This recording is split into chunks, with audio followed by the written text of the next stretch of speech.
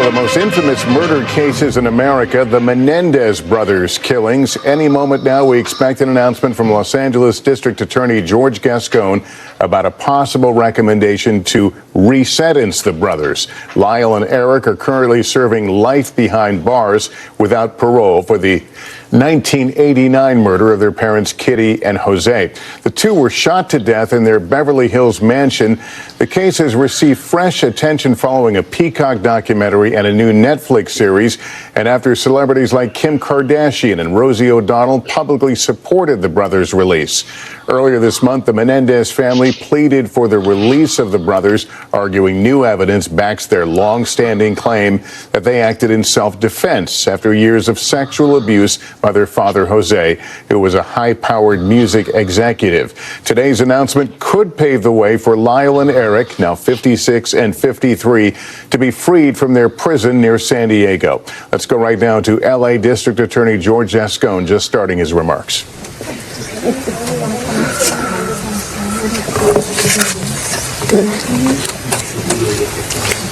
Okay, good afternoon, everyone. And before I begin speaking, I want to also introduce some other people that are here with me, and I hope I'm pronouncing the names right because that's the handwritten part of it. But I have Ana Maria Barat, Jose Menendez, Jose Menendez and niece Karen Vandermolen, and Kitty's niece. They're all here with us. Also with us here is Brock Lunsford. He's the Assistant Head Deputy for the Post-Litigation Conviction Unit, and Nancy Cervier, who is the Deputy District Attorney in charge of the resentencing unit. Let me begin by telling you that this is a case where we've had many people in this office spend a great deal of time reviewing the case. I have to tell you unequivocally that we don't have a universal agreement. There are people in the office that strongly believe that the Menendez brothers should stay in prison the rest of their life, and they do not believe that they were molested. And there are people in the office that strongly believe that they should be released immediately and that they were in fact molested. I have to tell you that after a very careful review of all the arguments that were made from people on both sides of this equation, I came to a place where I believe that under the law, resentencing is appropriate, and I am going to recommend that to a court tomorrow. What that means in this particular case is that we're going to recommend to the court that the life without the possibility of parole be removed and that they will be sentenced for murder, which, because there are two murders involved, that will be 50 years to life. However, because of their age, under the law, since they were under 26 years of age at the time that these crimes occurred, they will be eligible for parole immediately. The teams that have worked on this, on the resentencing side of it, have spent literally probably hundreds of hours by now looking at this case. These cases were originally presented on the habeas side of it, which I'll explain in a moment what that is, last year, and then the request for a prosecutor-initiated resentencing occurred earlier this year. And there have been people in this office working in these cases from the very beginning, as well as many other cases that we have. The reason why I'm here today and why I came in front of all of you about 10 days ago is because there was a more recent documentary about the case that again brought a tremendous amount of public attention. And we know there have been other documentaries, so this is not the first, this is the more recent one. And frankly, our office got flooded with requests for information. And even though this case was already scheduled to be heard in late November, I decided to move this forward because, quite frankly, we did not have enough resources to handle all the requests, and one of the things that I thrive to do in this office is to be very transparent in everything that we do. In this case, we review the prison files. And you have to understand that the way the process works, when you're talking about a resentencing under the law, it really focuses not necessarily on what the original crimes were, but it focuses on, has the person been rehabilitated, number one, and number two, can they be released safely into the community? Under that rubric, since I've been in office, we have resentenced over 300 people, including 28 for murder. Only 4 have reoffended. If that was a regular recidivism rate in this country, we would be the safest nation in the world, but we know that it's not. In fact, somewhere between 40 and 50% of the people that go to prison reoffend and get rearrested. And that's why we have so many problems. However, when you look at the case of the Menendez brothers, you see 2 very young people, one was 19 and the other was 21, when they committed these horrible acts. And I want to underline, they were horrible acts. There is no excuse for murder, and I will never imply that what we're doing here is to excuse that behavior, because even if you get abused, the right path is to call the police, seek help. But I understand also how sometimes people get desperate. We often see women, for instance, that have been battered for years, and sometimes they will murder their abuser out of desperation. And I do believe that the brothers were subjected to a tremendous amount of dysfunction in the home and molestation. But they went to prison for life without the possibility of parole, which meant that certainly under the law at that time, they had no hopes of ever getting out. They could have done what many other people do, which is basically said, you know what, I'm here for the rest of my life, so I'm going to do whatever. I'm going to misbehave, I'm going to join gangs, I'm going to live the life of the prison. But they never did that. To the contrary, even though they didn't think that they would ever be let free, they engaged in a different journey. A journey of redemption and a journey of rehabilitation. And often the people that begin their journey of rehabilitation and redemption in prison is often very internal. And what they do, and one of our lawyers pointed out this today, is usually the path is people try to further their education, do things for self-improvement, which the brothers have done, by the way. But it's more unique or less usual, I guess, when people not only do that, but they also begin to engage in ways to make life for others better. And in this case, the brothers have been doing so for a very long time, creating groups to deal with how to address untreated trauma, creating groups to deal with other inmates that have physical disabilities and may be treated differently. Even in one case, Lyle negotiating for other inmates as to the conditions that they live under during prison. And all this was done by 2 young people, now they're not as young, they had no hopes of ever getting out of prison. They have been in prison for nearly 35 years. I believe that they have paid their debt to society, and the system provides a vehicle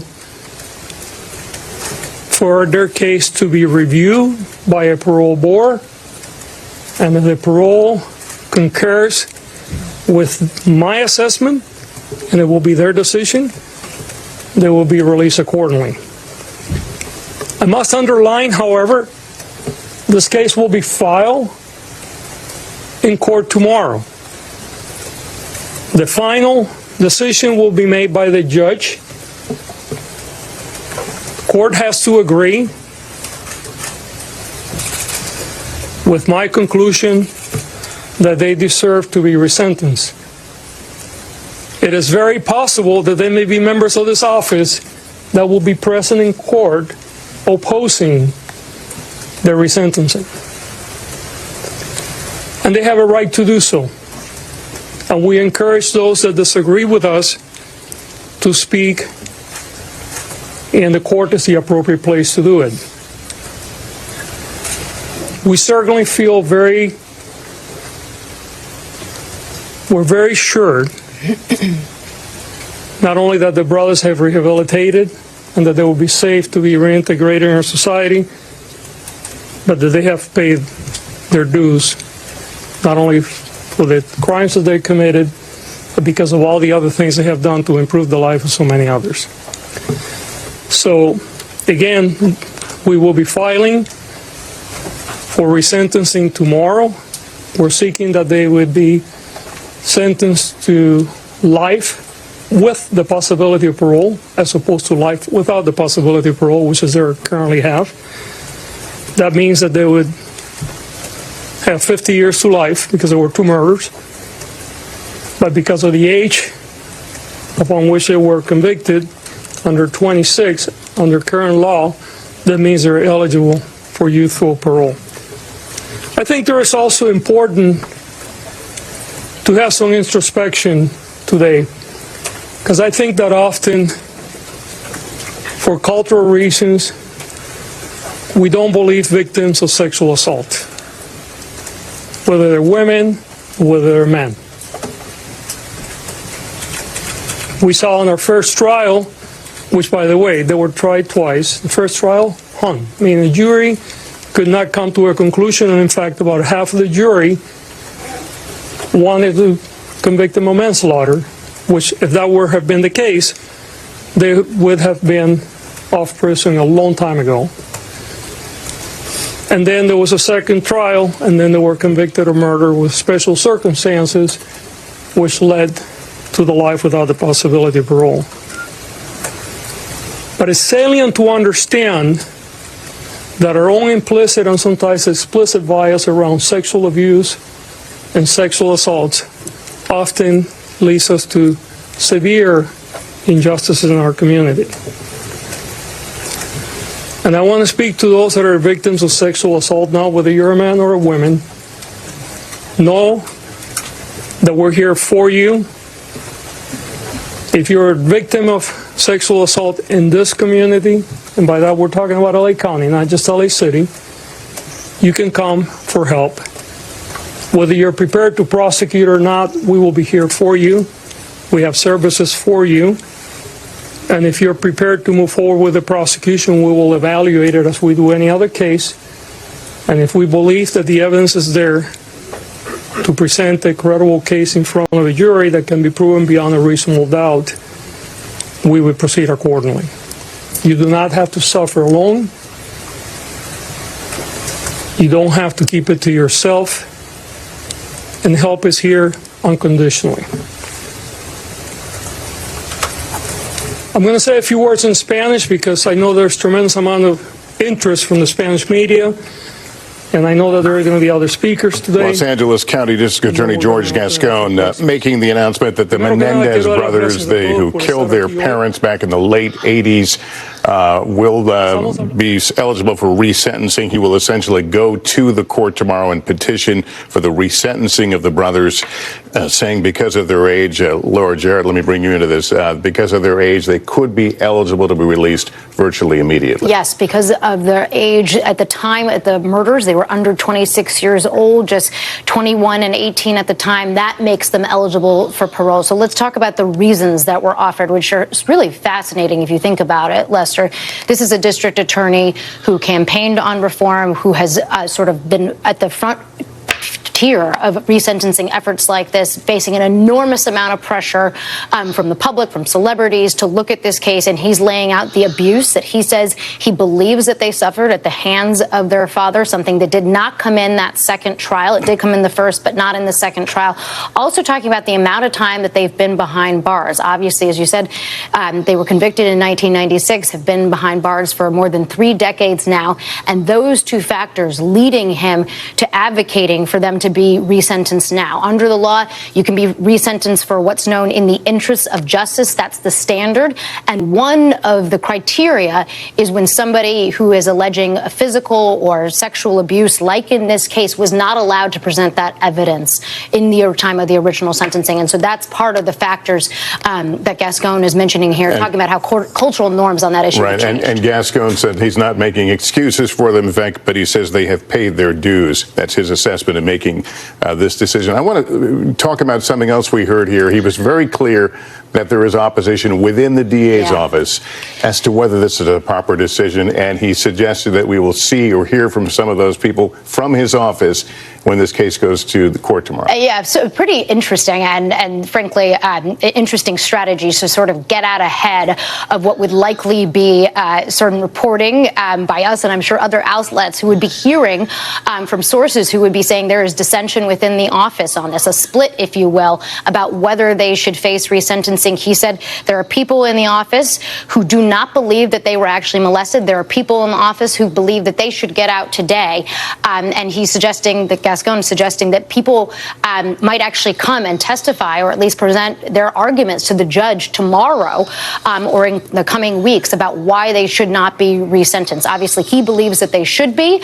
He believes that they should not die in prison. But it would be interesting to hear from members of his office who are currently there if they do choose to actually go in front of the judge and make that case. All right, let's go back out to Los Angeles where Gadi Schwartz is standing by. Gadi, Laura mentioned the kind of pressure there has been on this case. This groundswell, really, in the wake of these documentaries and investigative reports. Can you describe some of that and how that played into what's just happened?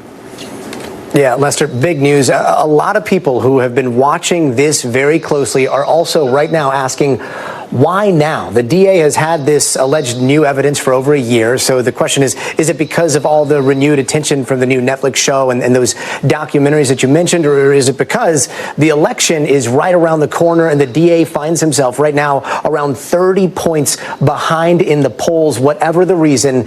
So much really culminated last week when we saw the bulk of the Menendez family come together in support of Erik and Lyle Menendez and effectively say they believe the brothers had been the victims of horrific sexual abuse at the hands of their father, Jose Menendez, and they want them released from prison as soon as possible. Now, a quick timeline for those that are tuning in and are unfamiliar with the timeline of how we got here. In 1989, the two brothers shot and killed their parents in their Beverly Hills mansion, and prosecutors say that they were motivated by greed, as evidenced by a shopping spree and this lavish spending after the murders. But the defense claimed that the brothers had been victims of ongoing rape and molestation by their father and killed their parents in self-defense because they feared their parents would kill them to keep the molestation secret. Now, all of that resulted in a hung jury, but that was only the first trial. During the second trial, almost none of the allegations of rape or molestation were allowed to be introduced, and the brothers were convicted and given life without parole. Fast forward to today, Lester. Recently, that new Netflix show, along with the Peacock documentary and several other documentaries, have brought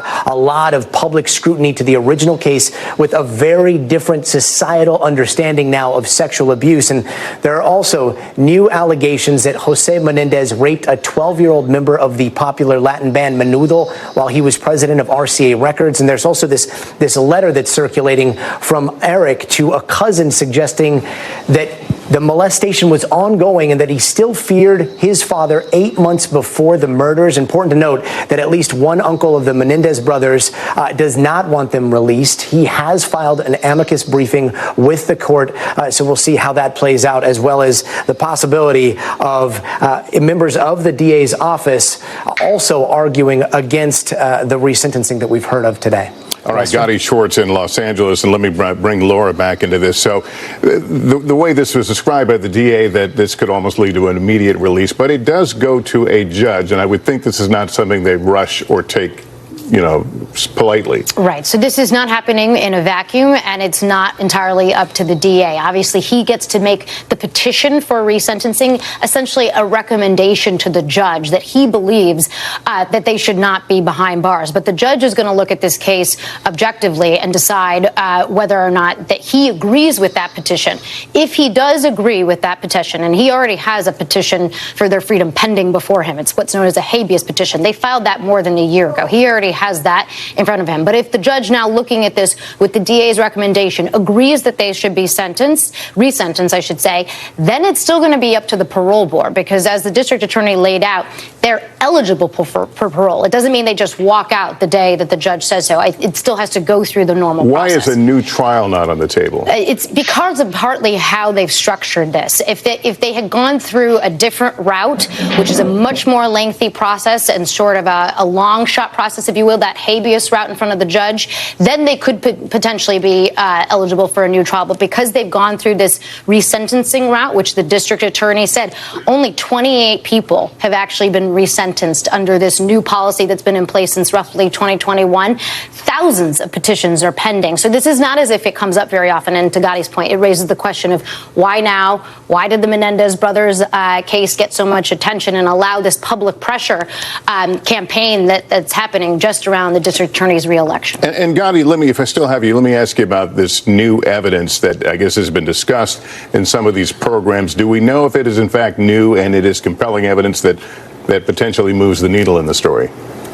Well, at this point, it's difficult to characterize it as evidence legally because it hasn't been introduced into court. A lot of it has been found by journalists. There was a journalist that discovered this letter that was allegedly written from Erik to one of his cousins, and that was found in drawers. Apparently, this journalist had asked, hey, can I go through some of the old stuff from back in the day? The family granted him access, and then he found this letter that seemed to suggest that molestation was going on 8 months before the killings happened. So that would need to be officially introduced into evidence, but that was provided to the DA's office quite some time ago. And then the second piece is an affidavit by a member of the band Menudo, who was 12 at the time, who said that he was raped by Jose Menendez when RCA Records was entering an agreement with the band Menudo.